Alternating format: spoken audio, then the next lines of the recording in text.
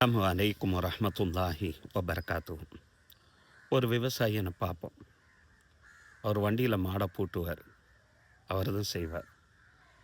பின்பு அந்த வண்டி மாடை இயக்கக்கூடியவர் யார் என்று சொன்னால் அதே விவசாயி தான் அந்த வண்டி மாடை இயக்கவும் செய்வார். இதே உதாரணம் தான் நமக்கும். உடம்பு என்ற கூடுல இறைவன் ஆன்மாவை செலுத்துகிறான். ஒவ்வொரு மனிதனுக்குண்டான ஆன்மாவை அந்த மனிதனுக்கென்று படைத்திருக்கக்கூடிய அந்த உடம்பு என்ற கூடுல இறைவன் செலுத்துகிறான். இப்போ மனுஷனை இயக்கக்கூடியவன் யார்? மனிதனை தானாக இயங்குகிறானா, அல்லது படைத்த இறைவன் ஒவ்வொரு மனுஷனை இயக்குகிறானா? உண்மையிலே வண்டி மாடை எப்படி பூட்டினதோட ஒரு விவசாயி இயக்குறதின் காரணமாக விவசாயம் பலன் பெறுகிறது, நன்மை பெறுகிறதோ அதுபோல தான் ஒவ்வொரு மனிதனையும் இயக்கக்கூடியவன் இறைவன்.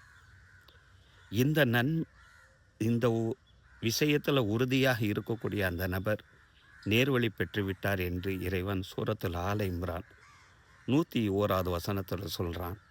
ஒமை யாத்தசிம் பில்லா. இந்த விஷயத்தில் இறைவன் மீது யார் உறுதியான நம்பிக்கை கொள்கிறாரோ, இறைவனை பற்றி பிடித்து கொள்கிறாரோ, ஃபக்கது ஹுதிய இலா சுராத்தி முஸ்தகிம்.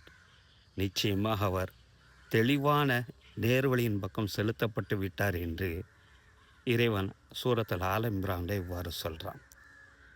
சரி, ஒரு மனுஷனை முழுமையாக இயக்கக்கூடியது இறைவன் என்று வந்ததுக்கு பின்னால் ஒரு மனுஷன்கிட்ட ஏற்படக்கூடிய ஒவ்வொரு நன்மை தீமையும் அவன் சார்ந்துதானே.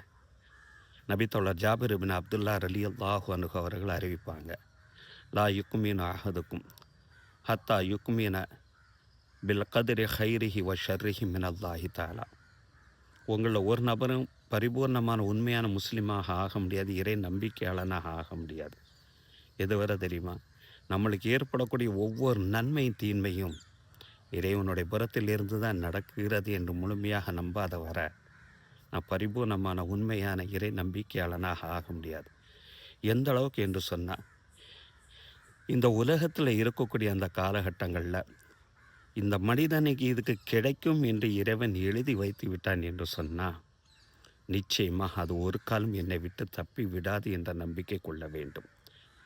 அதே நேரத்தில் நம்ம எவ்வளவுதான் ஆசைப்பட்டாலும் எவ்வளவுதான் அதுக்கு முயற்சி செய்தாலும் இறைவன் நமக்கென்று அதனை தீர்மானிக்காவிட்டால் அது ஒருபோதும் நம்மளுக்கு கிடைக்காது என்ற உறுதியான நம்பிக்கை இறைவன் மீது கொள்ளாதவர உண்மையிலே நம்ம இறை நம்பிக்கை கொள்ளவனாக ஆக முடியாது என்றார்கள் நபிகள் நாயகம் ஸல்லல்லாஹு அலைஹி வஸல்லம்.